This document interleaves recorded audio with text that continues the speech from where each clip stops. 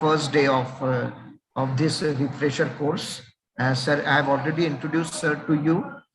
Sir will be making a presentation on digital humanities and future of English teaching. And I welcome sir to this session and hand over the mic to him for his presentation. Over to you, sir. Okay, thanks a lot. Dear friends, this is our second session. The other day we were talking about globalization and fiction, and today we are talking about digital humanities and teaching in digital age, specifically teaching literature in digital age. The topic of the main theme of this refresher course also deals with digital culture. So we are connecting now the another dot, that is what is digital humanities and how this digital life, digital culture, digital environment shall be used, or how we are using it for the purpose of teaching of English literature, how it can be useful also. So those are the points which we want to discuss today. One link I have shared with everybody to take a small survey of the thing, and I'm still receiving a few responses. I'm again putting a link here in the chat also, in case the participants who have not received or not responded, you are requested to go through the survey form very quickly and fill in the details, whatever details you think are viable, that you can update in this. So yeah, we got a link of the live streaming also. Will the video be available on this live streaming platform after the presentation also?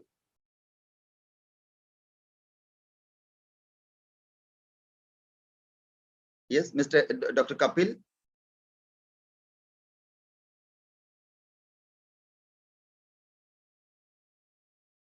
Yes, no, your sound, you're muted. So, okay. No. Yeah, I've shared this link here. So I hope everybody quickly would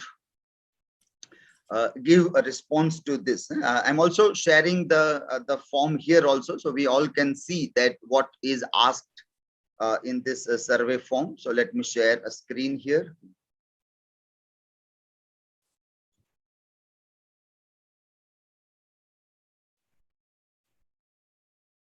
This is our survey form.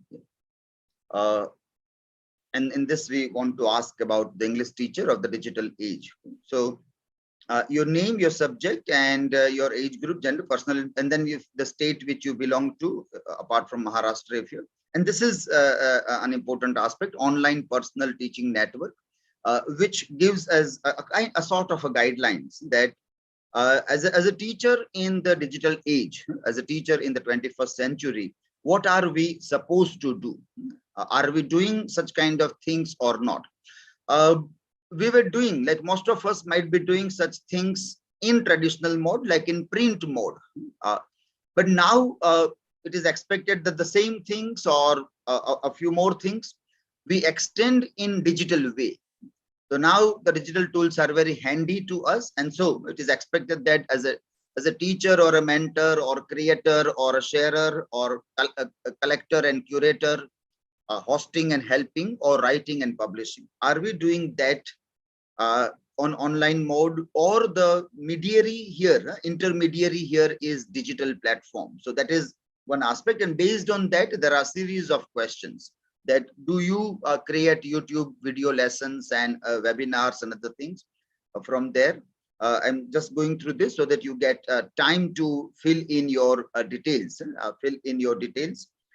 Those who are joining a little bit late, I'm posting the link again in the chat. Those who have just joined, sorry, this is another link. Yeah, I'm posting the link in the chat of the form for the survey. So have a look at the chat and the link, and give your quick response to this. Then we are asking, after this, we are asking questions like do you have your blog or not? And if you have, then you have to give a link of the blog. You have to give the link of the blog. Then do you have your website?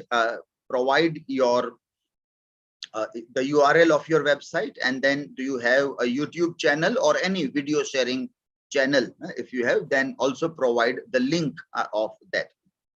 The other questions after that are general questions that during Corona times, we all have used technology in different forms. So some names of the technological platforms and web conferencing tools are given. So you can select whichever you were using by and large during Corona time, or if you are using even right now also.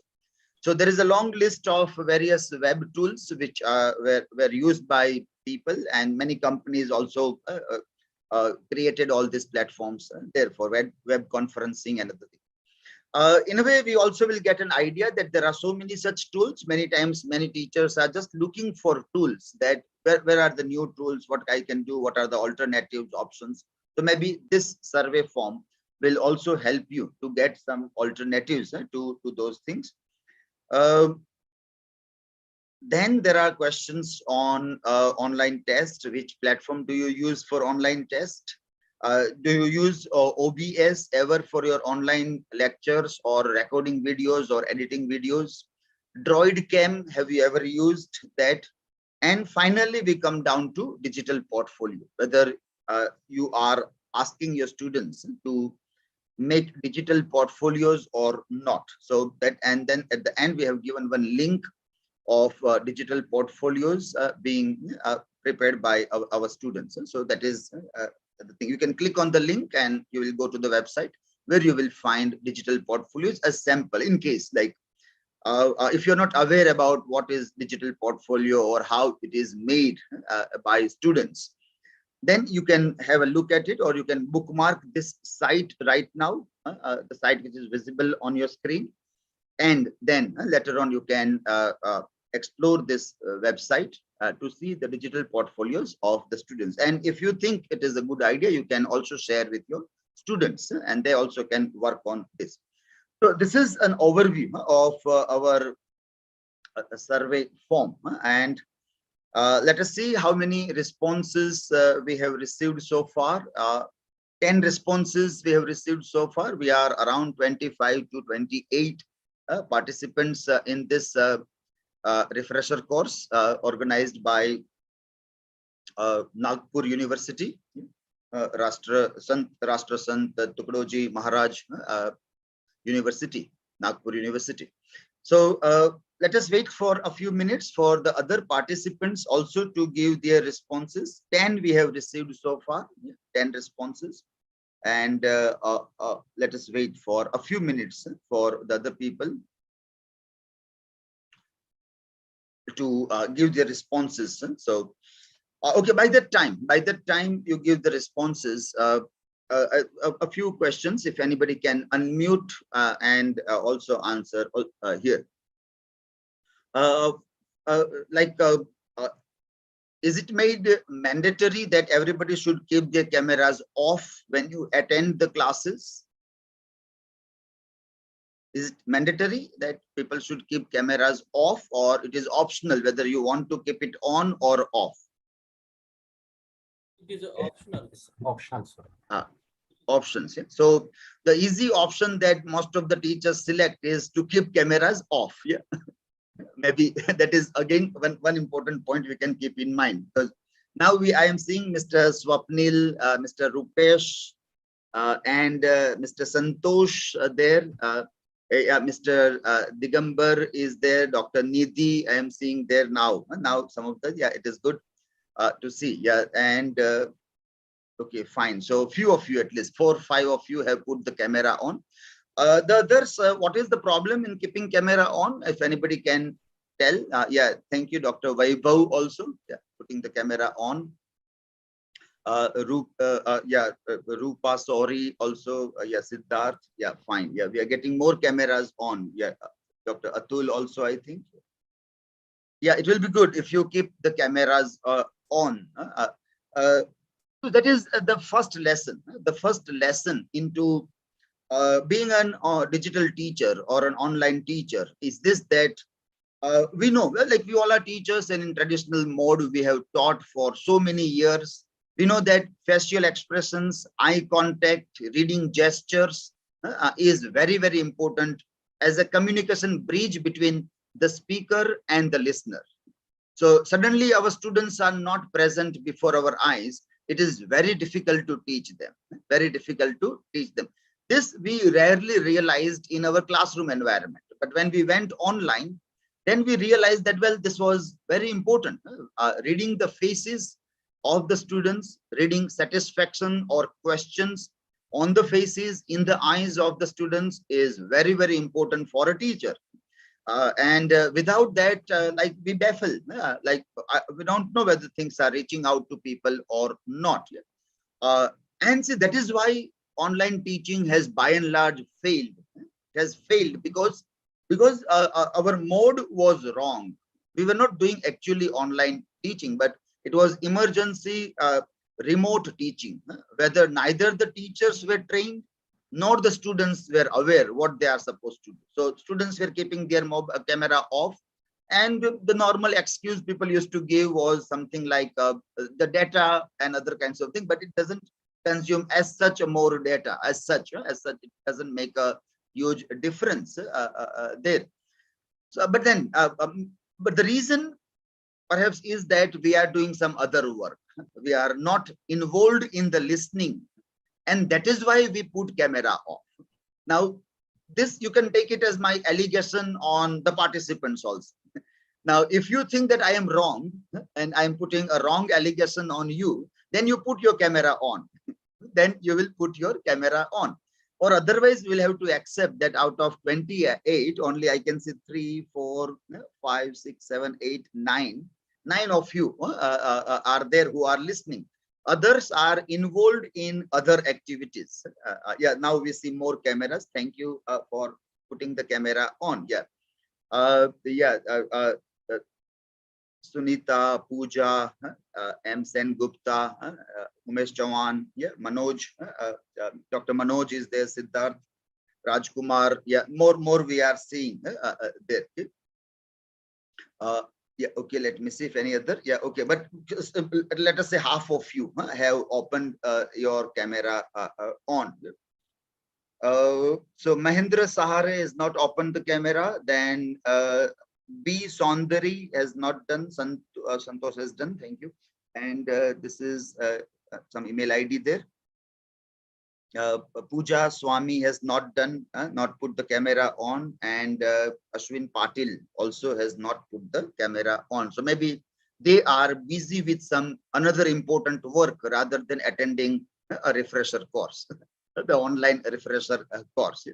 See, sometimes a very good project or a very good idea, it may be, but we fail that idea. We fail that idea by not doing it properly. Online is a magnificent idea. It saves our time a lot, our travel time, our cost, and we can do lots of multitasking. Yesterday, I had this lectures with Mumbai University. There also refresher course is going on contemporary writings. And I was supposed to take 2 sessions there, one in the morning, one in the evening. And in between, I was also able to take my class here in my department also. And lots of other admin work also we are able to, like we are undergoing this youth festival, upcoming youth festival. So the selection and the documents and other things we are working on. So lots of multitasking, so many things at a time. Now, if I have to go to Mumbai and then to Nagpur, then almost a week might have been wasted, entire week. And in that week, quite a good amount of work might have been missed out at my place also. I being head of the department, and also involved in various administrative committees of university. There is always some work to be done. There is always some other admin work is to be done. And online is helping us. But the necessary condition is this, that we should be following this thing. Like we have to attend with camera on. All the meetings, also meetings, lectures, anything. During Corona times, I have seen that many times even speakers keep their cameras off.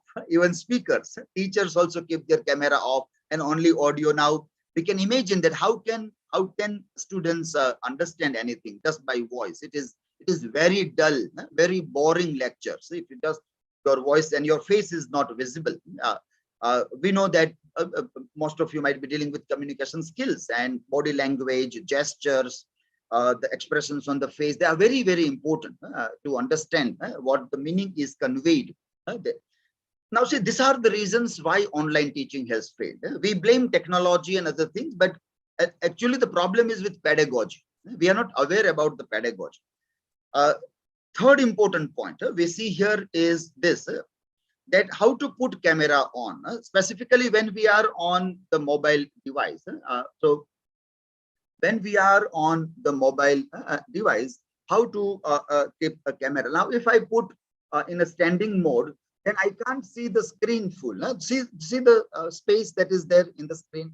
If I have made a PPT or anything I'm doing, it will be only in 30% of the screen. It will only cover the 30% of the screen. So if I want to use 100% of the screen, I have to keep it rotated. Then the full screen, teachers, PPT. And I have seen this habit with so many students that they keep the mobile in a standing mode. They can't read PPTs properly. They can't take notes properly. And if this is done, then full screen, larger fonts, and we can do the maximum thing. And even as a, for example, as a speaker also, as an attendee also, I have to keep mobile rotated. Otherwise, what happens? Let me share this screen to just have a small idea about this.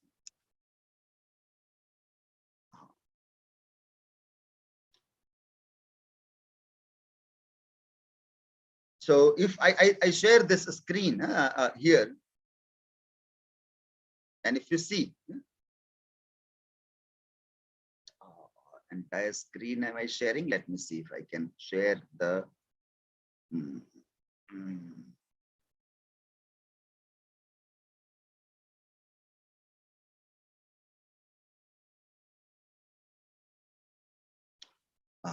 Okay, but no, this is not coming up there. Okay, just admit and let me stop sharing this.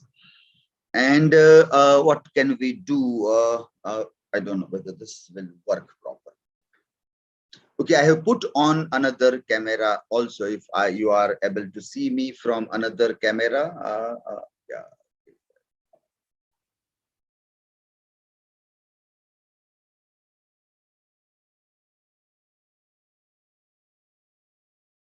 Okay, now I might be audible from another camera, which I have started here. So those who are on mobile device, you have a different way of looking, and those who are on the laptop, they see it in a different way also. Now, if I put this camera on this screen, and let us try to see my laptop, which I'm not able to share right now. So you will see, for example, some of the participants and their screen. For example, I can see that M. Sen Gupta is putting a mobile on a standing mode, or Dr. Pooja is putting a camera on a standing mode. Yes. So I hope it is so. Am I right? If I say yes, this? Sir. Yes, sir. Right.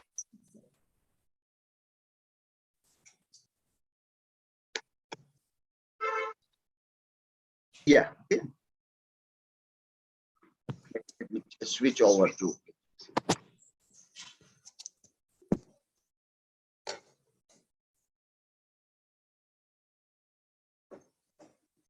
Okay. So we see this now because of this also, when we speak, normal habit of putting the camera on a standing mode, it doesn't record things in a proper way also. And so when teachers are recording their sessions, that again are recorded in standing mode. And then even if the video is available on YouTube, the almost 2/3 space is black. 2/3 space is not properly occupied there. Anybody is, if they are evaluating the digital skills of these teachers, they will say that, well, these teachers don't have digital skills. And I see from an angle of, for example, neck and other thing. Yeah, Dr. Swapnil, your mic is on, so you can put off the mic. Yeah. Like NEC used to ask a question that are your teachers using ICT? Now they will ask digital technology, and we used to tell that I have PowerPoint presentations, and so that we are using, and we used to show them PowerPoint presentations and other things. Now digital skills are all this thing that as a teacher of the digital era, how am I understanding the role of camera, how to face a camera when I am recording my sessions, my videos, my content, or when I am attending a session, or even when I am trying to be a speaker in any of the seminar, workshop. Also, that becomes very integral part there. Fourth important point here is what is the frame of our camera. That is very significant there. Still, in many of us, we will see that we are like looming over the camera, and most of the time, the ceiling, the fan is visible at the back, at the top. Now that is not proper framing of a camera. It should be like parallel, and it has to capture the things. And yeah, thank you, Rupa Sori, for adjusting your mobile in a better way. Yeah. So you will see that when you are on mobile, then these concerns are there. Laptop normally gives a better way of adjusting the things. But again, we have to think of the background, the frame. The frame that is very much necessary when we deal with the thing. Teachers of English literature are also teachers of film studies. We are also dealing with film, and when we deal with film, we do talk about camera, focus, the frame. That is very important when we talk about film studies. So if our framing is not proper, then whatever we study or learn as a part of film studies is perhaps incomplete also. It is perhaps incomplete. That also we can see there. So, and then the lights are also very important. As I am seeing some of the lights, Dr. Mahendra Kumar, as if he is coming from heaven, is like landing from heaven, and there is an aura, beautiful lights behind the soul. And that way it seems to be like. So where is the light? Light should be, there should be no dark, no bright light in the behind. Then the focus is not proper. It diverts the attention also there. So, well, right now, okay, it is fine. Our part is to study this. Today, when we talk about digital teacher or teaching in digital age, the primary lessons are this also, that how do we deal with the mobile camera or a laptop camera as an attendee, as a speaker, as a teacher, and as a recorder of e-content also. And my concern will be, like you will see this point also, that it is about being Atmanirbhar. If I am in a studio environment, then the person who is managing the studio will tell me what I have to do. But well, we live in an environment where we have to be Atmanirbhar, we have to be self-reliant. We want that everybody will not get an infrastructure of good studio. Even if studio will be there, it will be do it yourself, DIY. There won't be people working there. There won't be humans. So infrastructure will be given, but people will not be given. So I have to manage a camera, lighting, a teleprompter, everything on my own. Do it yourself. DIY is the mantra of 21st century. Being Atmanirbhar or self-reliant is necessary in this time there. So that also is a necessary skill for a digital teacher or to be a teacher in a 21st century. Okay, let us see our responses. The responses that we have received. Let us have a look at the responses. Okay, so we got 16 response so far. So again, a reminder that we are around 28 participants, and we got 16 responses. So maybe 12 are still not attending, or maybe busy with something, or you have a technical problem. You can inform me. Do you have any technical problem in attending this link, which is given in WhatsApp also, and also in the chat also? Okay, fine, fine. We see that. Now, out of 16, those who have responded, if we see that, what are the things that we get? We have 36 to 40 in larger number here. Okay. Okay, fine. Gender-wise, this is the division. We have male more in number than female. At least the respondents are male more in number. Maharashtra is maximum. But we have from Odisha 2 participants, and Tamil Nadu 1, Uttar Pradesh and Chhattisgarh also. Okay, fine. So it's quite a mixed group of people here. I'm coming down very quickly to the last 3 important questions to be seen. Like, do you have a blog, for example? Now, why are we asking this question? That also we will see subsequently there. So only one person said yes, but I do not find a link there. So if the person who said yes, if you have a blog link, you can put it in chat also. So I can again verify it if you have. Otherwise, we can say that nobody has a blog. No teacher who are participating in this resource person have a blog. So that is what I am concluding right now. If you have, then put it in the chat so I can rectify my conclusions. Website, 2 said yes, but I got one website, that is Digambar Wankhede. But when I tried to open this website, I was not able to find. So if Mr. Digambar Wankhede is present, and if you can help us, that what is the problem? The link that you have given is not working. So if you can help us in this. So that link was not working. So another one participant has given email ID instead of website URL. So that is, it means nobody has a website also. YouTube channel, 3 of you said yes. And I got only one link. And even one link, when I click to open this one link, I was not able to reach to a site. I was not able to reach to. So it is not found showing here. The link that is given. This also is given by whom? Who has given this link of e-tail? This seems to be a platform on WordPress. It seems to be a WordPress platform, but is asking for the login. But here in the link that is given, the URL is not found. That error is coming there. So, shall we conclude that nobody has a YouTube channel also?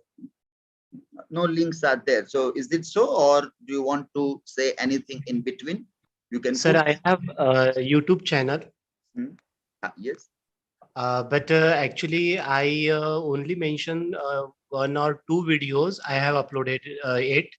And meantime, most of my lectures were online through Zoom or WebEx platform. So I thought it would be better to teach them only through Zoom or WebEx. Okay, fine, fine. So you some videos also. Yes, yeah. So can you share the means? Are the videos uploaded on your YouTube channel or not? No, sir. Only 1 or 2 videos I have uploaded. Okay. Other videos are in my PC.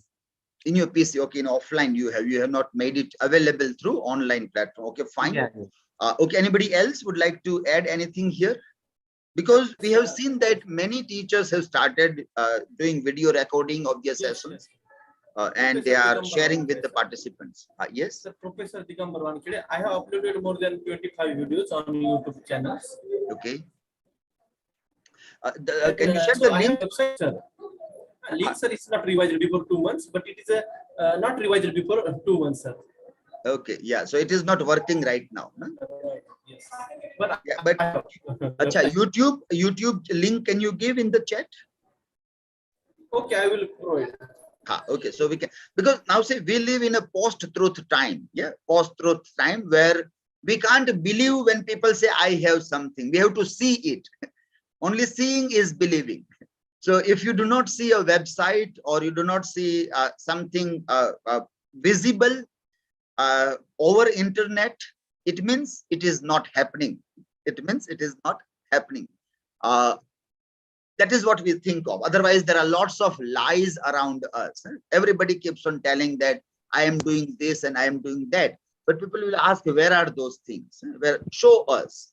And if we fail to show them, actually, then, sir, actually, yes, it is just because that if we put our videos on YouTube, kind of channel, so students will go after them only. and they would not attend our online classes. That's why I didn't upload my videos on my YouTube channel. Okay.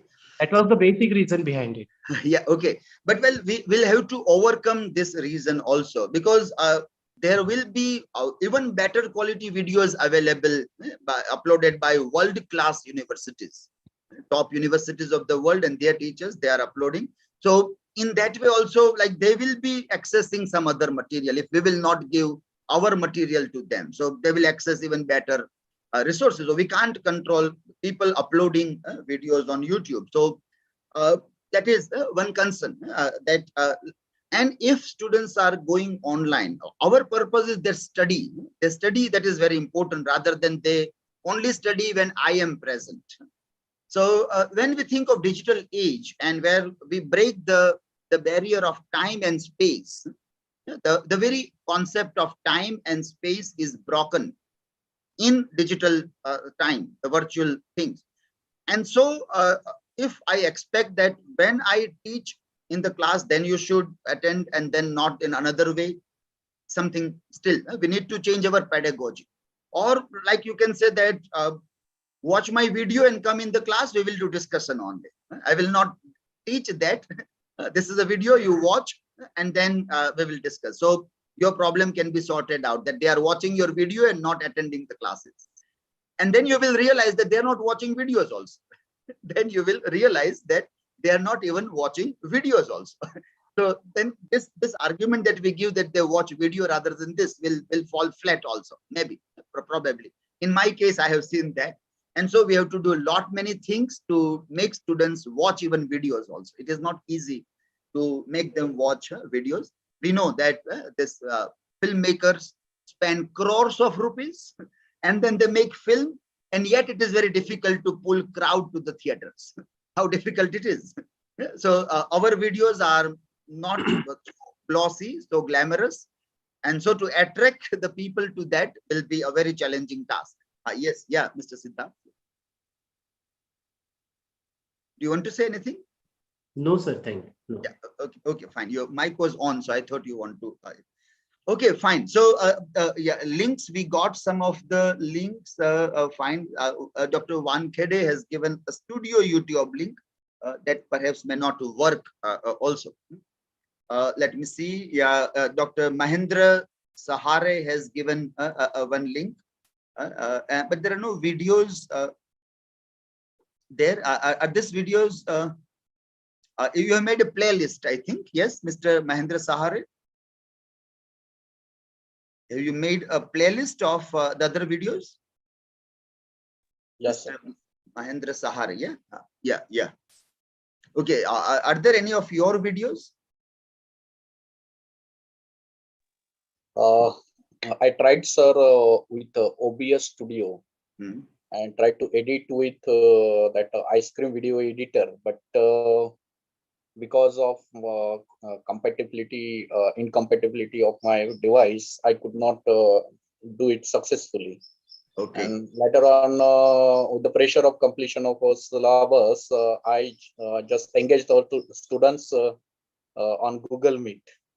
Okay. Earlier, I tried with Zoom, but Zoom required better connectivity. That is why students from rural area could not attend, and Google Meet was quite beneficial for our students. Yeah. And earlier, I also tried Edmodo, and I shared with my students, and whoever could make and join, I shared material with them. And then Classroom also, Google Classroom. In 2017-18, I tried Edmodo.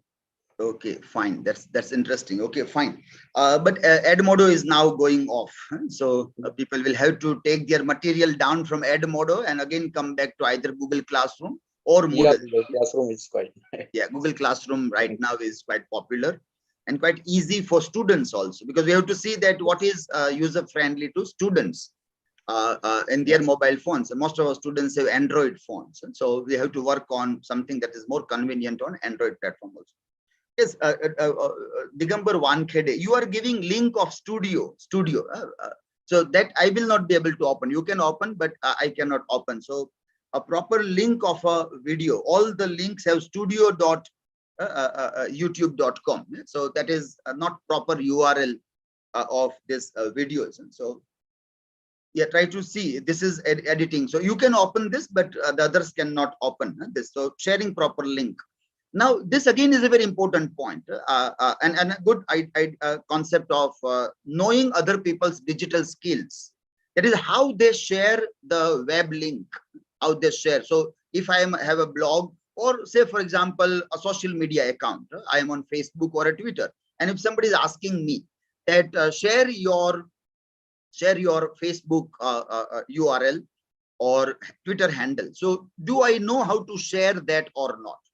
And we have seen that many students, many teachers are not aware about how to find URL or web link of social media account or a blog or even YouTube video and share with the other people also. Digital skills necessary. Now, we don't know how we are going to teach all this. It seems to be so simple that within a minute people can learn, but then we don't have those skills is also a reality of the day. It also is a reality of the day. Mr. Manoj has said something in the tweet that is our Indian literature is also going through the phase of a post-truth theory. Our literature has awoken to this or not, that is a different idea. Awoken to that, but they have to awaken their consciousness to the idea of post-truth theory. Literature normally takes some time in taking those things into literary representation. So as it is still going on, but well, people will have to bring those ideas. I have not come across so far a very valuable text which can be directly connected with the post-truth idea so far as our written literature is concerned. Our cinema is there to capture these nuances much quickly than our written literature there. So many of the films have started working on this. This is the blog again. See, there is this Dr. Mahendra has put this link and again this is a search result.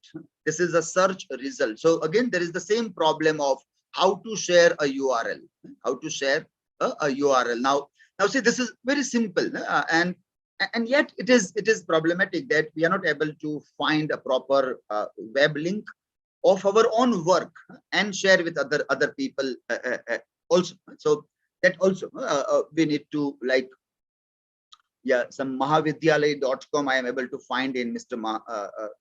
Mahendra's link, but still that is somewhere problematic there. Yeah, okay, fine. Well, but it seems so by whatever so far I have experienced in your responses and this, that we require digital skills a lot. Digital skills are necessary. Our integration of technology is perhaps still not up to the mark, So in this context, when we try to look at what are the necessary tools which we require in our toolkit, when we try to look at those things, maybe let me share this slide.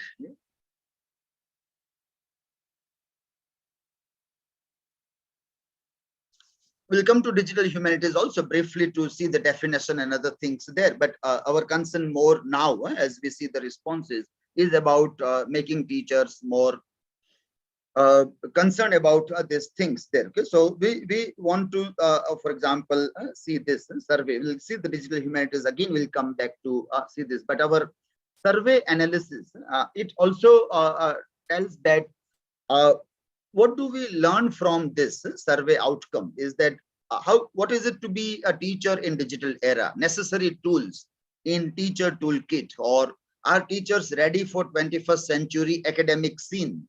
Are teachers aware about the new tools necessarily required in their toolkit? What tools are necessary for a self-reliant teacher in the pedagogy of a digital age? So we require to look at how we are using this simple things. People may ask that, do you have a video sharing platform Show us. Do you have a learning content management system? Show us. How will you be able to show it to the people on a public platform? That will become very important there. So when we look at this digital pedagogy, this now, and what things are necessary in this digital pedagogy. Before I go deep into this, let us just clarify digital humanities and how it is connected with this idea. So when we see what is digital humanities, it is an area of scholarly activity at the intersection of computing or digital technologies and the disciplines of the humanities. So English literature as well as teaching of English literature is a part of discipline of humanities there. And in this teaching, how we bring in computing and digital technologies. We are still not talking about coding or artificial intelligence. We are still not talking about those things, but we are just trying to see that whatever tools are available, are we able to use them effectively or not? Are we able to use those tools effectively or not? That is still our concern in this. So it is how we can do this collaborative, transdisciplinary, computational, engaged research, teaching and publishing. Today, we won't be able to talk about research or publishing aspect, but we'll talk about teaching aspect. In this session, our concentration will be on teaching. So there we will concentrate. It brings digital tools and methods to the study of the humanities with the recognition that the printed word is no longer the main medium of knowledge production and distribution. With an idea that printed word, printed material is no longer the main medium for knowledge production and distribution. With this in mind, we try to bring in digital tools and this. It is very well said by many experts or the critics of the culture that the knowledge which will not be digitized will cease to exist as a knowledge. The knowledge which we will fail to digitize will cease to exist as a knowledge itself. So that is how we see, and these are some interesting works that we see which are important in this introduction to digital humanities by Johanna Drucker, then Melissa Terrace and Annie Burdick. Their works that try to explore this idea in a significant way also.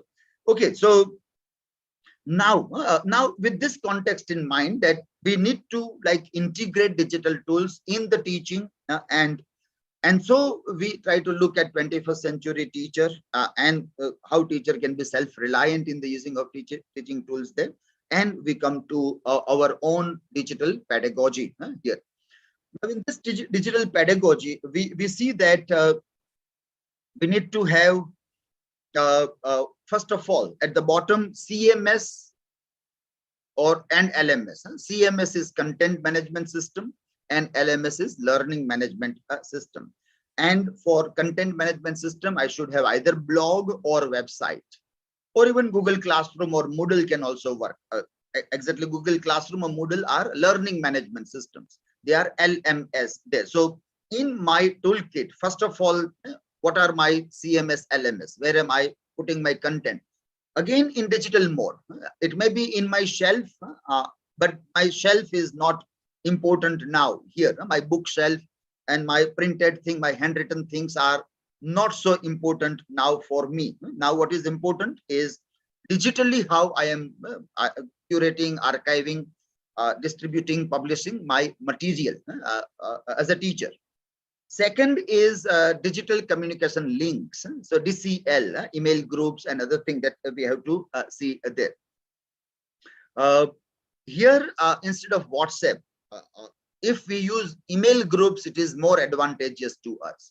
So when we start our class with the new admission, new students, if we start with the idea of groups, email groups. So Google group is a very good idea if you are using all Google tool, or if you are using MS Microsoft, then you can have email IDs on that platform also. But email group is always a better idea. It also helps in privacy also, rather than having WhatsApp and other groups. Third is synchronous teaching, live sessions. And now see, we are not talking only for Corona time or now, because now we don't require live sessions. We are now in the classroom. We sit together with the students and we do face-to-face teaching. Now, even in that case also, we can continue what we were doing in online mode. We can put one camera in the classroom and we can record our deliberations. And that also can be uploaded on YouTube for asynchronous learning. About synchronous, we have asynchronous learning. So that also can be done. And we should do also, if not all the lectures, at least some selected good lectures can be recorded and made available online also. So whatever we have learned in Corona times, how to face camera, how to use these tools, how to record the things, let us continue. With otherwise, our skills will be rusted away. If we will not keep on honing the skills, these skills will be rusted away very quickly. So live sessions where we engage, or face-to-face live sessions, and then what we do for recording of the sessions, asynchronous learning. So now, as many of you said that you are using Meet and other things, Zoom and other thing, but you are not like recording, or if you are recording, you are putting it in your PC only, but not uploading on YouTube or other things also. I would recommend that keep on open for everybody, keep it for a narrow circuit. But whenever somebody is asking you, it will not be possible for you remotely to show your laptop to other people that this is my recording or these are my work. It will be impossible. And so people on the other side will not believe whether you are really doing the kind of a work which you are telling here or not. So you have to keep it somewhere on the virtual platforms, digital platforms, whatever you are doing there. And then online assessment. Most of you are doing online assessment, but we think of digital portfolio as a real outcome of the online assessment things there. Now, in this case, when we see this aspects and other thing, we also require a pedagogy for this. These are the tools, like YouTube is a tool, and Meet or other things are tools only. But if we are not good in pedagogy, like if you don't know what is hybrid learning, or if you're not aware about what is blended learning, or what is flipped learning. So if we are not aware about these terminologies or how these things are systematically done, then also our teaching in 21st century or in digital era will fall flat. So I may be using variety of tools, and I may be good with lots of tools. But if my pedagogy is not streamlined, if the pedagogy is not operated properly, then also I may fail to get a very good end result. As we were seeing earlier, that if we don't know how to put a camera, we can learn within a minute. It does just take 1 minute to see how camera is to be put. It doesn't require more time. It's just that only, just a 1 minute requires that only. But pedagogy will take time, because this is instructional design, where what is to be done, how, that plays a very vital role here. So as we got a few responses from you that whether people will watch my video or not watch my video, if they will watch only the video, then what? If I will make and they will not watch, then what? So we'll have to plan lesson. We have to plan lessons, and we have to tell them in terms of blended learning mode or hybrid learning mode. Hybrid learning mode, normally, if you see the difference, that hybrid learning is some of the students are present before you and some of the students are attending remotely. So this is a very difficult class. Hybrid class is a very difficult class, very challenging task. You have to put a couple of cameras. You have to manage sound system also in a much different way for hybrid. We'll see one of the samples of these things also to make the point more clear here. Flipped learning, which is again very important. So if you see Bloom's taxonomy, then flipped learning is inverting the pyramid. It is inverting the pyramid, and what becomes important is that the homework is done in the class, and classwork is given as a homework. So as we have this response that people will not attend my class properly because they will watch my video only, and they will learn from that. So let us ask everybody to watch videos, and when they come in the class, we tell them that, well, in the class we will have something else, some discussions we will have that, then we can overcome that. So see, now these issues which have are real issues. When you share your problems, they are real problems. But pedagogy can help us in overcoming those problems, and we can master the use of technology. With any of those excuses, we should not go back. That because there is a problem, let me go back to the traditional classroom. Let us keep on moving forward. Let us be progressively in solving our problems also. So when we look at this idea of technology and pedagogy, we have to see that technology can be mastered very easily. It can be mastered very easily. What will be problematic is pedagogy. Pedagogy will be problematic. So that is where we have to also concentrate a lot. A few tools can give us a wonderful class where digital pedagogies can be utilized. But if we are not aware about lesson planning, then there will be much deeper problems also. Here you see the learning class image, which we'll see as a part of a video also. To make our class, for example, what we call it as hybrid class, where some of them are online and others are offline. So this is, as I told, that bit difficult, but a few tools like Droid Cam, Google Meet, or OBS Studio, camera, webcam, and a wireless Bluetooth device for sound recording or sound kind of a thing. This few tools can help us in managing our class. Now, say these are all digital tools.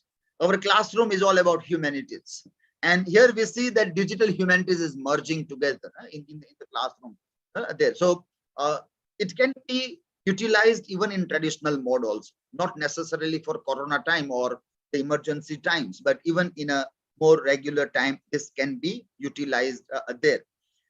Now, I would like to share some of the examples, sample examples for this thing, that how, like, for example, we do, how we worked during these times, and what we did there. So even on my YouTube channel, I have put all the videos. On my YouTube channel, I have uploaded all the videos also there. And for example, let me share a link of this in the chat of the YouTube channel. Yeah, I'm sharing the with everybody. Yeah, I've shared the link of the YouTube channel also. So from there one can see, no need to go right now, but later on you can do that. And before I share the other things, here is this the website also. This is the website, and all other things about me as a teacher and whatever I do is all uploaded on this website, or through this website people can access most of the things also, and we will see some of the things, because the kind of a response that I got from the audience, I think that we need to talk about this also, because earlier my plan was not to talk about a website or a YouTube channel and other thing, and we want to move on towards digital humanities in research and other things. But I think we need to talk, because this is very primary, which is very primary entry into digital humanities in our classrooms, teaching and other things there. So I would like to throw some light on this also. Okay, let me show some of the things about video resources which we are talking about. I'm sharing a screen.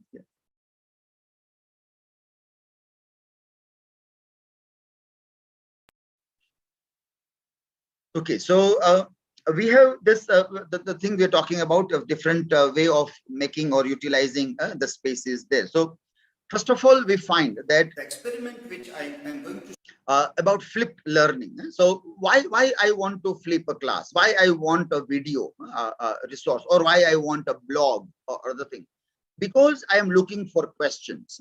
I am seeing that the students are coming in the class, but they do not come with questions. They just come as if they have come to stroll in a garden.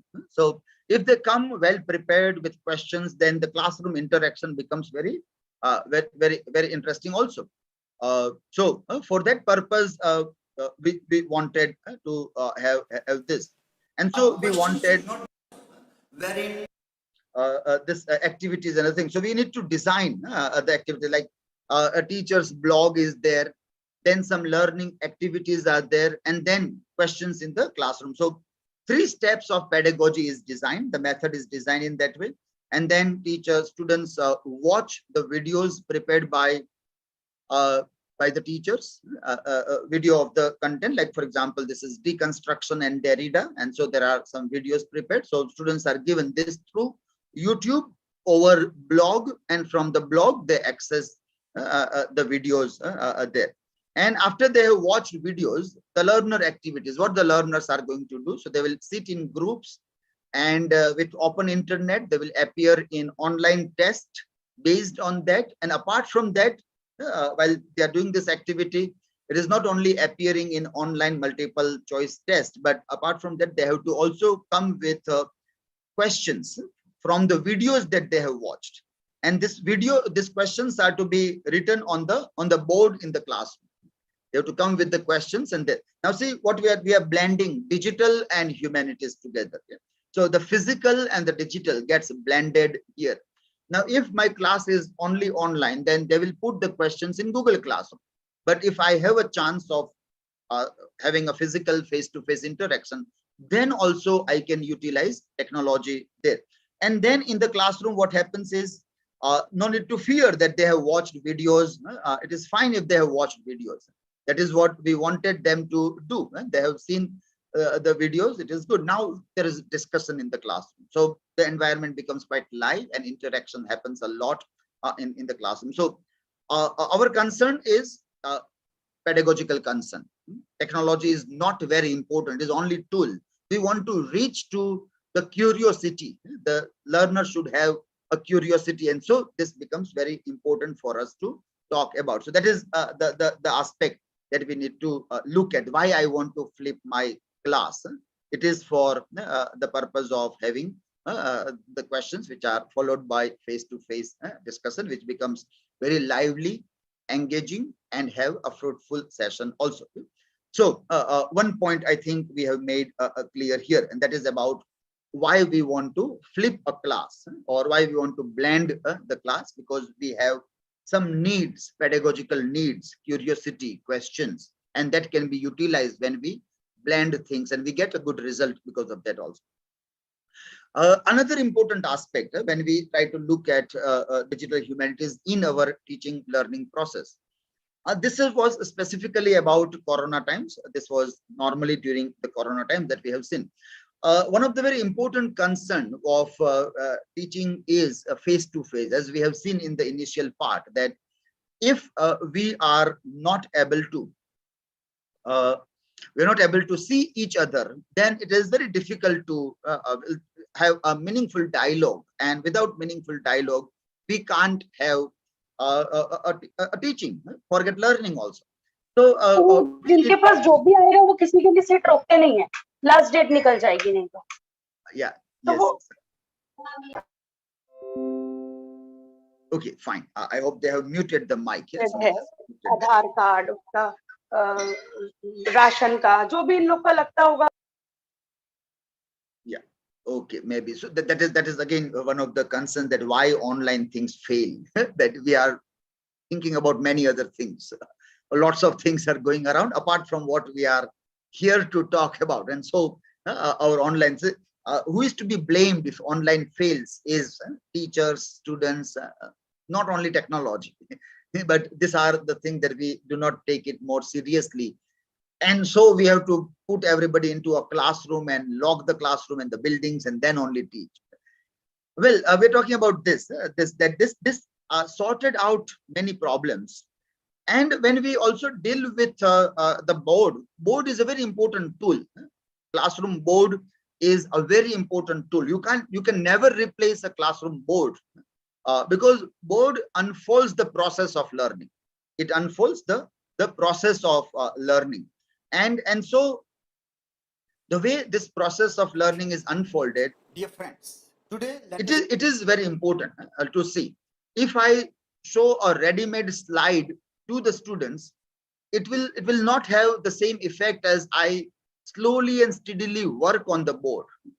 But working on a board was a bit difficult. It was very difficult during this Corona times, and most of the teachers had this problem of working on, and many times we have seen on the board. It was not easy task because this was lacking a lot. So maths teacher, science teachers, language teachers, they were having lots of problems in that. But this glassboard idea or learning glass idea was helpful a lot in just giving a kind of a traditional classroom environment with technology also. So this is how we get the effect. It can be live classroom or it can be pre-recorded classroom, but whatever we discuss, it can easily be explained to the learners also. It can be explained, and the process of learning, the unfolding of the learning, unfolding of the units, modules, plays a very vital role in supporting the memory of the learners. The memory of the learners gets support, and they can remember things step by step in a better way also. So today also, with all these technologies, I do believe that there is no replacement of board work. Board work also has its own pedagogy, which is very effective there. But well, we need to think of some kind of modern ways of dealing with the board work also, and this was quite significantly useful in this aspect. So that is our second important example about integrating technology into this classrooms there. And this is about how the board work can be used effectively there. Third important concept Do not agree is with each other. about this idea that teaching literature is always with like you want to show drama, you want to show films to the students, but then in online either you can show or you can do board work. You cannot do both the things together. In traditional classroom, you can do board work also and you can teach drama also.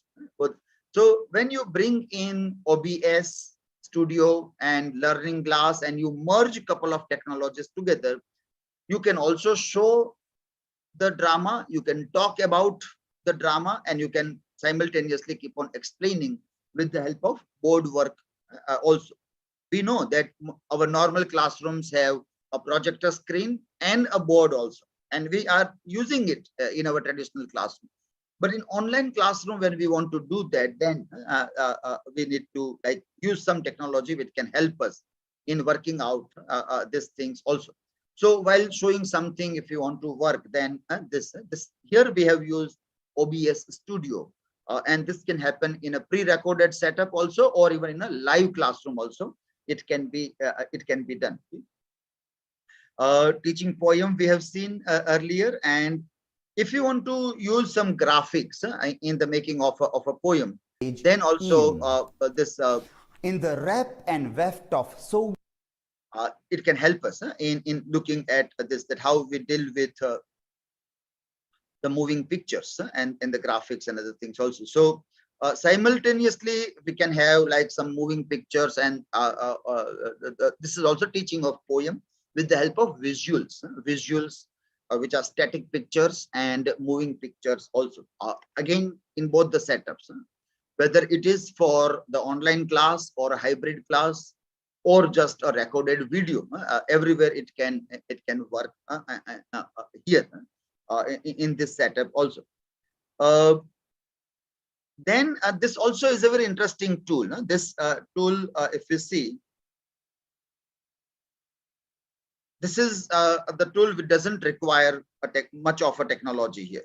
a viewer here, and this kinds of device, a simple device which has a kind of a document camera here, and a simple thing. It doesn't require any technology to be used, and you put any object on this, you can put a paper and you can write on this camera will capture and will show live to everybody there. So this simple thing, if you want to put any objects, if you want to show anything, 3D objects also can be visible, and this device do not require any kind of high end of technology. So when we talk about equitable use of technology, when we think of digital divide, and the teachers who are not well versed in using great amount of technology, then simple device like this can be of great use. And this tool is very useful as a webcam also. So if you want to convert this physical class suddenly into a hybrid class, then also this tool is a very handy tool to convert a kind of face-to-face class into hybrid class or an online class also. In case if we think that, well, this also is little bit costly and where people can afford this or not, if that are our concerns, then I would recommend one more different thing here. And this is like this is just a simple glass. This is just a simple glass here, and this glass you put it here. There is a piece of paper or the knot that I want to show here, and just by putting this, and if I put my just a camera here, and I can display the things. Putting a camera on this when I'm taking my live class, or when I'm taking a live class, or I'm just recording a video here, and then below this I can write. I can write here things. So this is also the very easy technique. This is very easy technique that it is very simple kind of online teaching ideas, or pre-recording videos for that also, and it doesn't require any kind of technology, only this and a mobile phone, and you have glass board, you have digital viewer, everything into this thing also. So maybe I request to put off lights here. So this is the setup where a couple of things can be utilized in different ways, and one can work to make the good recordings of videos, or a classroom can become very live also with the help of this intersection of technology in our classrooms there. This is about mixed mode, or we call it a hybrid classroom. Define what is art. Somebody else is for. So in this classroom, like there are few students who are present in the class. There are students who are online also, and you want to put them together, like you want to have this hybrid session. So we in this setup we put at least 3 cameras, 2 to 3 cameras, and then online students are also there who has their own cameras also. So while we teach in the classroom face to face, the online students are also experiencing as if they are also in the classroom, as if they are also in the classroom. And when you want to use board or a projector screen, everything becomes easy for the teacher to use the things there. So whether the green board, whiteboard, projector screen in a real classroom setup, and the students from both the groups. For example, these are online students. When they want to speak or ask something, they will come online, and from there they can speak. So they are very much in the classroom. Online people are not online, but they are much there because they keep their cameras on, and the physical students can also interact with them.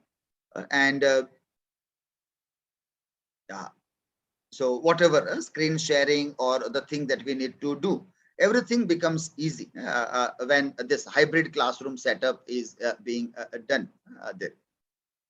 So this is the setup of hybrid class, a bit difficult. This is not easy, like one cannot set up a hybrid class if they are not good in understanding technology or not understanding digital tools in an effective way, or the language of digital humanities, if it is not understood, then it may take time in understanding or setting up the things also.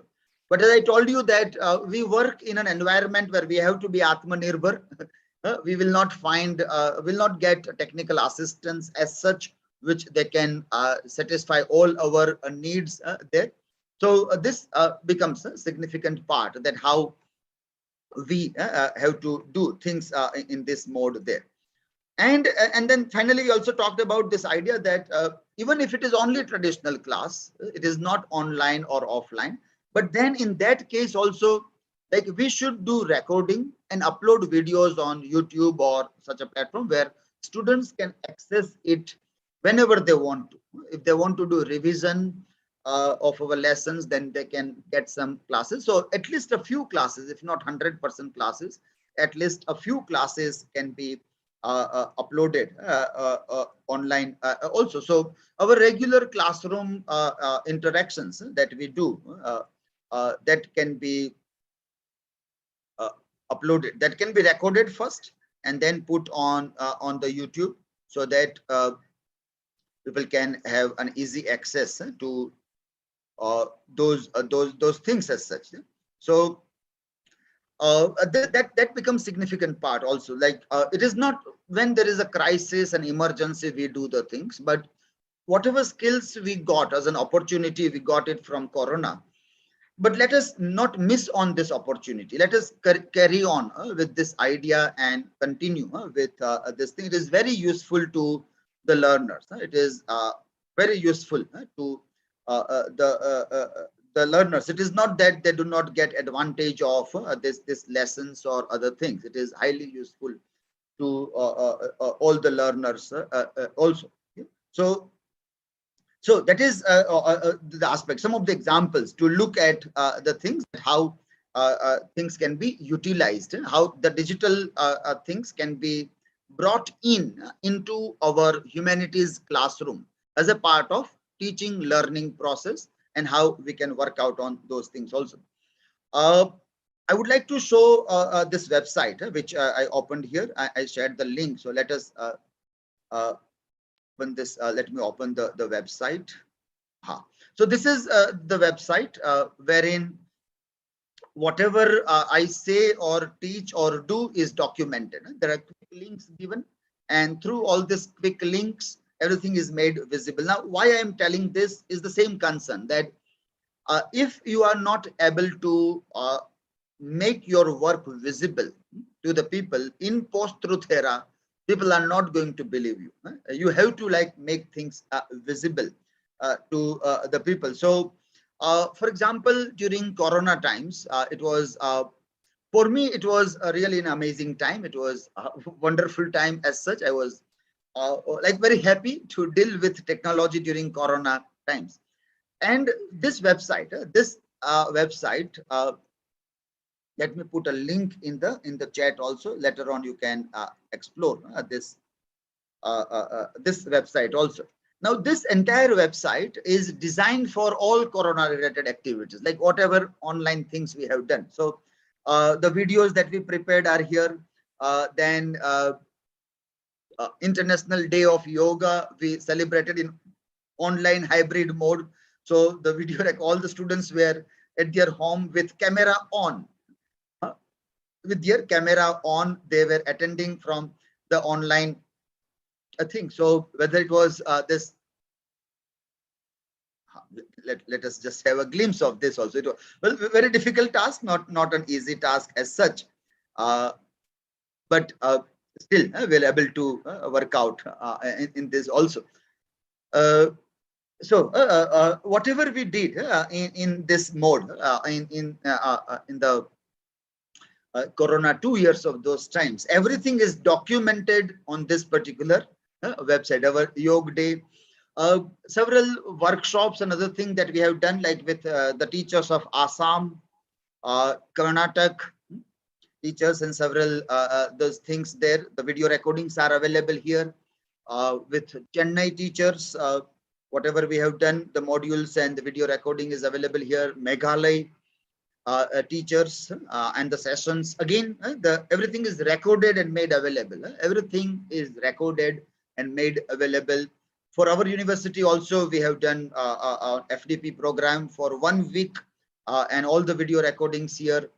Our students organized a virtual literary festival. As we are not able to meet, we organized virtual literary festival. And whatever we have done in virtual literary festival, everything is again put here. And most of the things were live streamed also. So students were in their homes, and we live streamed so many events. Literary quiz, online debate, reading microfiction, singing competition, monologue performance, storytelling, elocution. So all these things were live streamed, and they are still available for anybody to watch this events there.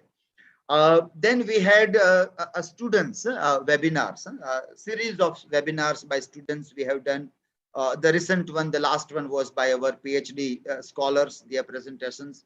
Again, things are live streamed and made available online for viewing of anybody who wants to watch it. Anybody who wants to watch this, these things are made available here. Students' presentations and things. Teachers Day is very interesting idea. Teachers Day, we started working in a virtual mode. So like, as I am expecting right now from you, that you should have your videos and you should have your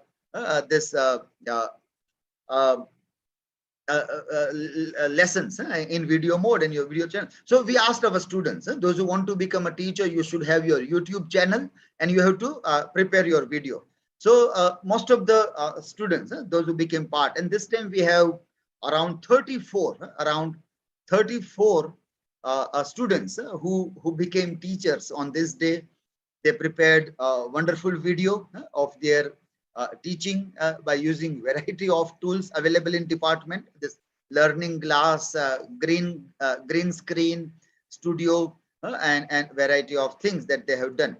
And that all animations also, many of them used variety of animations to work on their video lessons. Some used whiteboard, some used the green board also. So in different ways, it was very amazing to see that how creative students can be if you give them a chance to work on the things there. And this is what we expect, that the future teachers have to use video resources. Without camera in their toolkit, they won't be able to become a teacher of 21st century. So they should know how to work with camera and prepare lesson modules and other things. This was this 5th September. This just a few days back. We had this session. I was having a session with you also on 5th September. On that day, it was a very hectic day for me when we're talking on globalization and other thing. But our students were making all these videos, and it was going on quite smoothly there. We made a chart also to show that how your videos has been viewed by the people, how many activities are done on these videos. And it was not only making of a video only, but students prepared online quiz also, and those who appeared in the quiz, they got auto-generated certificate also. Those who appeared with the marks, with the timestamp, everything, they got a kind of an auto-generated certificate. So lots of skill sets are required, lots of skills, facing camera, preparing lesson module, doing storyboarding. After a video, you prepare a quiz on that, make it online available, and after making it online available, it is again like there is a certificate which is auto-generated, which again is necessary nowadays to work on this also. We also had a very interesting international webinar during Corona time. So that also is documented here, our webinar, their recordings, and all the live sessions of this webinar. The schedule, we have around 100 people presenting a paper throughout India. So all these things are also like documented here. This was a national webinar on literature and epidemics, also live streamed kind of thing that was done there. So this website is like documenting everything that we do. It is connected with this website where whatever we do as a part of the thing that comes here. This link is of a digital portfolio, as I told about digital portfolio, and our students' digital portfolios are connected with this link here also. And now we have a new website for the digital portfolio also. So the link which I shared in the survey form, from a survey form, if I take this link, which will take us to this website, wherein from 2010-12, this is the first batch that we started with digital portfolio. Here things are also documented here. So 10 years back, we started working on digital portfolio or integrating digital into our humanities classroom. So that one can see here, and from there to the latest one, the last pass out batch, and their digital portfolios are also made available here in this website. So everybody student, you just have to click on the name of the student, and you will find their digital portfolios here. So this is what is prepared by students in digital portfolio. What they do is they make a digital record of whatever they have done in this. So when students take admission in our department, we ask them to write, make a small write-up on this idea that what is your concept of literature? How do you define literature and other things that we ask them, and then we ask them to again write those things there. So their all activities, their academic extension activities, whatever workshops and other things they have identified or done, they all document here. Their youth festivals, events that they have participated, sports day or sporting events, and various things, their passions for anything, their certificates. And while studying at this, how they work on various things. For example, how they perform in various things, and their charts and other things are also put in this here. Okay? So this way they prepare digital portfolios. A kind of a guideline is given that how you have to work on digital portfolios, and so based on that, students have. So that is students on website also. That is students website on which they work. And so what I'm expecting from the teachers, that you should have a website, you should have a blog, you should have YouTube channel. Our students, master students, have all those things. They also have YouTube channel where their videos are uploaded. They have their website where digital portfolio is made, and they have a blog where their regular assignments are published also.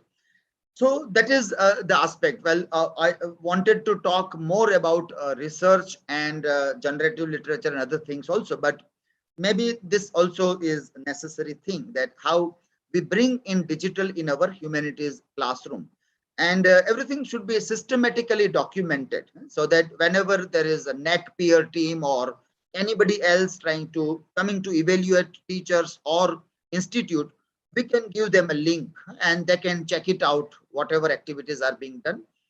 Everything is with timestamp, so you can't make everything overnight. Everything comes with timestamp, so you can't make a show overnight as normally people do. Making a show overnight, you can't do this with this, because this is regularly updated. All these things are regularly updated. They have their own timestamps also with that. I hope many of you will start documenting your activities as a teacher on your blog, websites, and your YouTube channels also. Thank you, everybody. Thanks to Nagpur University, to Dr. Kapil to give me this opportunity to have 2 sessions with all of you. Thank you, everybody. Thank you, sir. Very, very informative lecture. Thank you.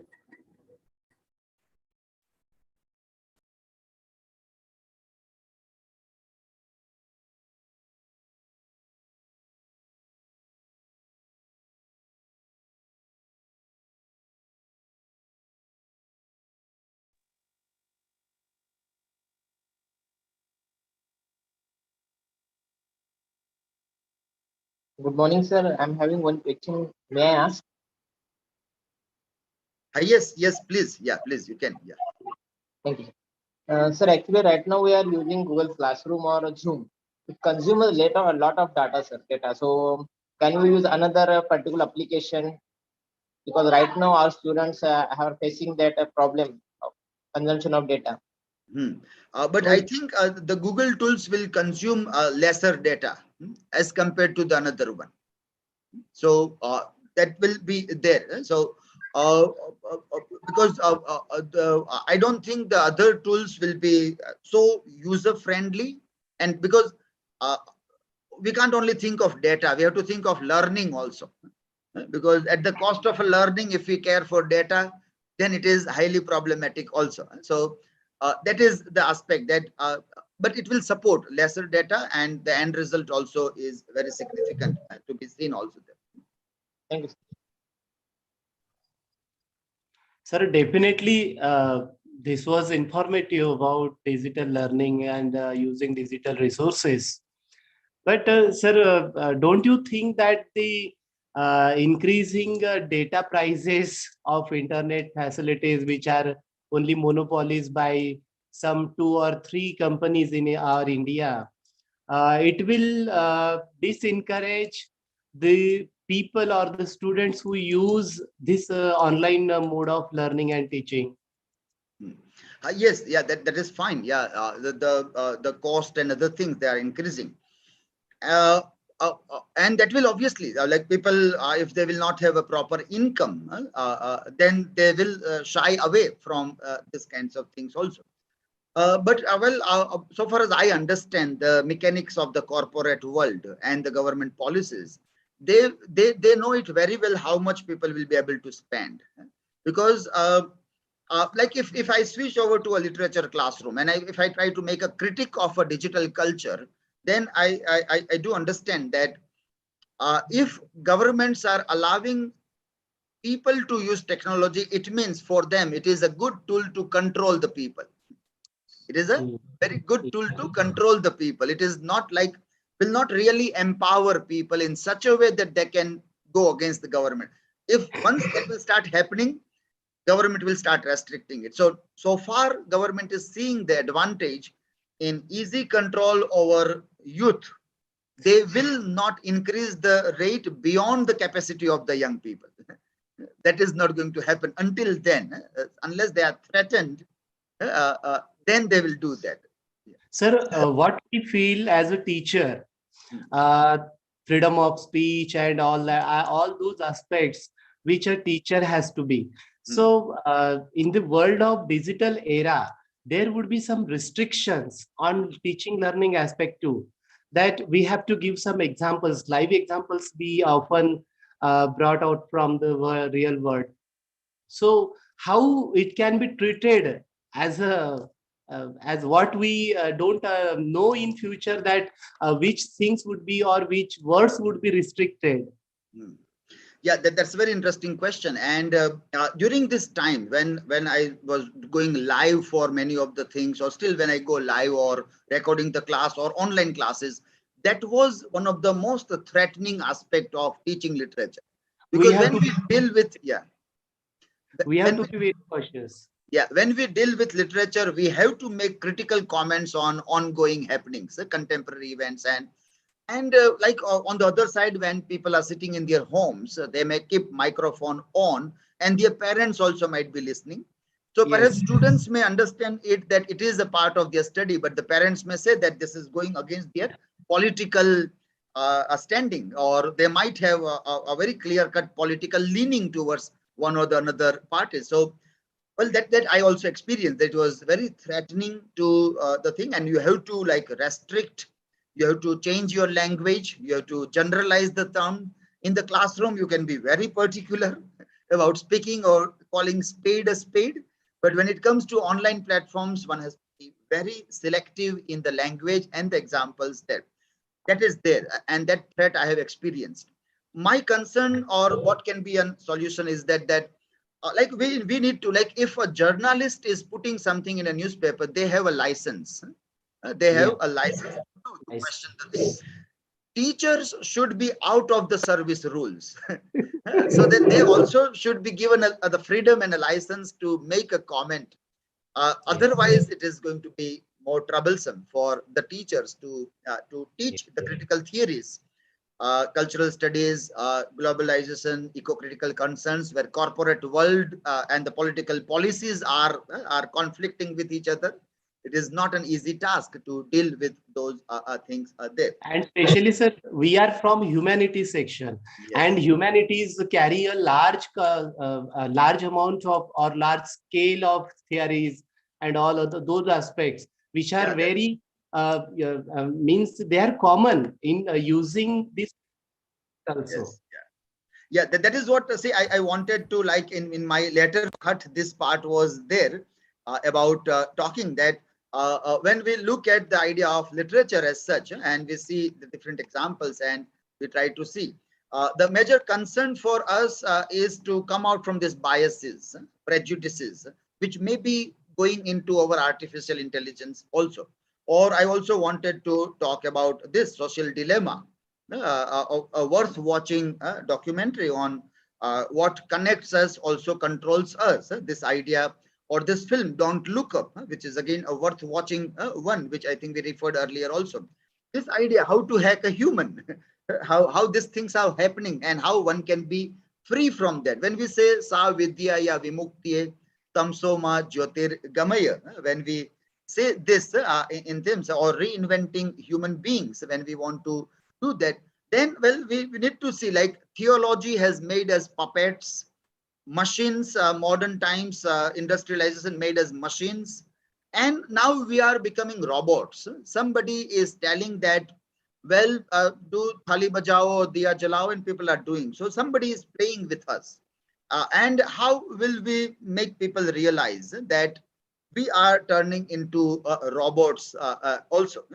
So that was also the concern, that how the digital humanities has to make a critic of the things which is going on. But when you make this example, again, you have to see that, well, how people will take these examples, how they will see these things. But we are turning into programmed robots, and the programming is happening through a powerful language, a political language is operating to program an individual. So even when people say that, are electronic voting machines hacked?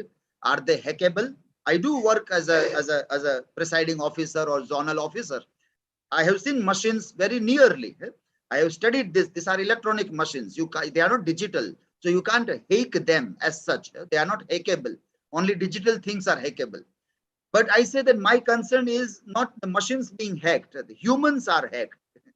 What are you going to do about the hacking of humans? And only our critical theories, humanities only can make a critic of this, make an argument against this, or can open the minds of the people. And if that is restricted, then it is terrible. So we need to ask that the digital space, the classroom interaction, that can never become, those clips can never become a clip to be used against the teacher. Those rules we require the rules of the things, and like we will have to demand new rules for teachers into a digital era. We are not still awakened to those ideas. People say that, see, social dilemma says that social media controls us, it is addictive, so leave it.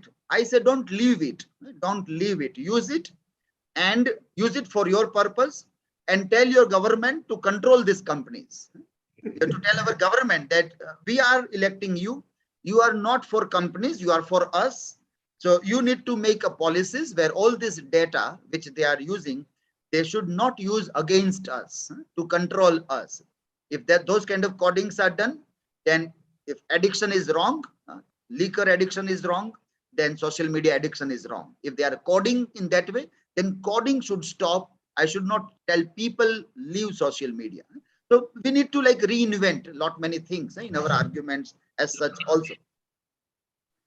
So, Yes. Mahendra Sahai, so I want to ask one thing. So I want to be well versed in this technology. I want to know, how did you learn and how you became well versed in it. Okay, fine. Yeah, good. I think, yeah. Yes, good. What are the resources we can learn from? Okay, fine. Good question. And I address it in both the ways, that you want a skill also, or like you want a knowledge also. And either way, if we look at this idea, first thing necessary is to be curious and to have a question. First thing is that, well, I want to know this. That is my question.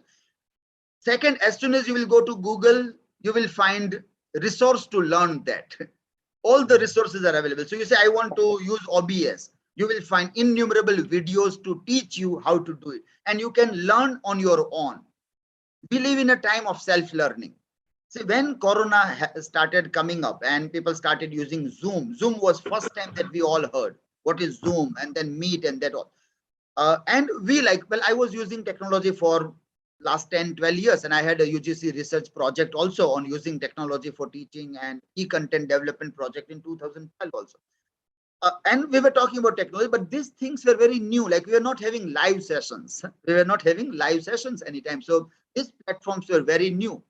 And people would ask us, they will ask us that, well, you tell. So what we have to do, we have to wake up overnight. Throughout the nights, we were watching videos on YouTube. We will doing lots of trial and errors, learning, and the next day in the workshop we were teaching. So we have to do lots of self-learning during this Corona time. And then that is the answer, that we can learn everything and anything from digital platforms today. Everything is available there. There is no need to go to any human being as such. There is no need. We just need to change our habit of learning. We have a habit of learning from humans. Let us change the habit of learning from machines, from websites, from YouTube, and then we can do the thing. The learning glass which I have showed, we have made that here. That is our making. And from where I learned from YouTube. By watching the video, I brought in the electrician, the carpenter, and then I told them that I want this. I showed video to them. They also were not understanding what are my demands. So I showed the video, and then it was in English, and I translated in Gujarati to them. And then they made that. So everything we can learn. Second, there are lots of online course modules. This MOOC, massive online open courses. Coursera is there, EDX is there, which is very helpful to us. So world-class universities are offering the courses on this platform, like EDX, Harvard University, or Coursera platform. And from there, we can learn a lot. So about digital humanities, I learned from Harvard University course, Introduction to Digital Humanities. I have to pay money also because I wanted certificate also. So around 5,000 to 6,000 rupees charge I paid. But I did online course from Harvard University, and I can learn this because digital humanities was nowhere as a part of syllabus, or it was also quite new. So that is how we are now having lots of opportunities because of this platform to learn new things also. There are problems, as Siddharth Patil also identified, but then advantages are more. So for the sake of those problems, we should not do away with technology. We want technology with our own terms and conditions. That becomes necessary there. Thank you, sir. Thank you, sir. I extend my sincere gratitude to you for a very informative session. Thank you so much. Thanks a lot. Thank you, everybody. Sir, I liked one more idea also. As an IPSC coordinator of our institution, to upload those videos and all the data record online, and to send them and show them those links, that will be quite fruitful for assessment process. In our institution, still we are following the traditional method, that, recording data and preparing data and all those this process.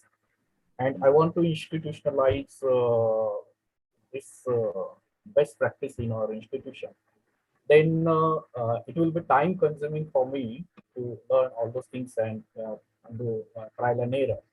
And all other our teacher fraternity, what they expect as an IPC coordinator, I should help them at every step, at every corner.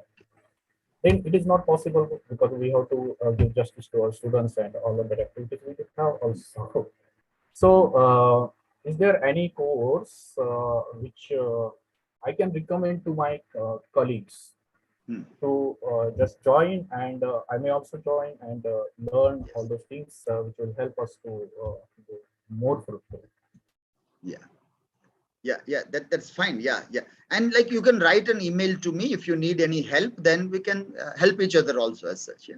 Sure, sir. Sure. Yeah, Thank you, sir. Thank you. Okay, so then we end our session here. I'm leaving the meeting now. Yes, just wait a minute, sir. It's time for the formal vote of thanks. Okay. I, Dr. Nidhi Punti from Rajasthani Seva Sangh from Mumbai, On behalf of HRDC Nagpur, I just want to propose a formal vote of thanks for this session. I would like to thank our speaker, Dr. Dilip Barade sir, for enlightening us with his profound knowledge. It gave deep insight about the topic, and no doubt the session was excellent. We learned a lot of things from this session.